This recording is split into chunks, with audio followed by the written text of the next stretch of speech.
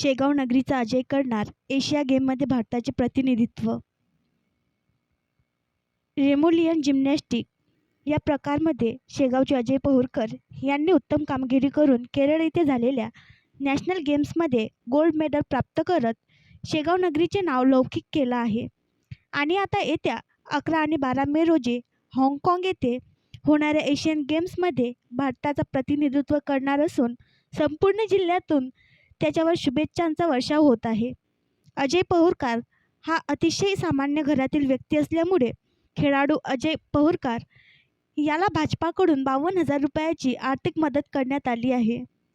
शेगाव शहर भाजपाकडून खेळाडूंना सातत्याने प्रोत्साहन देण्याचे काम शरद सेठ अग्रवाल, जळगाव जामोद विधानसभा मतदारसंघाचे आमदार तथा माजी मंत्री डॉक्टर संजय कुटे यांच्या सहकार्यातून मार्गदर्शनात शहर भाजपाच्या वतीने 51,000 रुपयाची आर्थिक मदत देण्यात आली।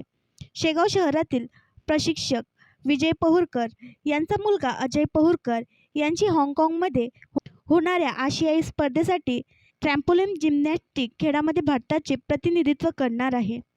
आर्थिक मदतीबद्दल विजय पहुरकर यांनी आमदार तथा माजी मंत्री डॉक्टर संजय कुटे, शरद अग्रवाल यांच्यासह शहर भाजपाचे आभार व्यक्त केले। यावेळी अजय पहुरकर यांचे सहकुटुंब व खेळातील प्रगतीबद्दल युवा नेते विजय यादव यांनी विस्तृत माहिती दिली। आमदार डॉक्टर संजय कुटे हे नेहमीच सर्वसामान्यांच्या पाठीशी खंबीरपणे उभे राहतात। यापुढेही त्यांचे सहकार्य मिळत राहील अशी ग्वाही यावेळी भाजपा शहराध्यक्ष ज्ञानेश्वर साखरे यांनी दिली।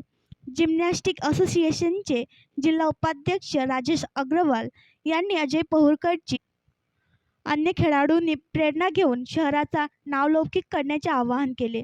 नगर परिषद सभापती रजनीताई पहुरकर, कमलाकर चव्हाण, दीपक धमाळ, अशोक डांबे, सचिन धमाळ, अनिल उंबरकर, नानाराव पाटील यांनी अजय पहुरकर यांचे अभिनंदन केले।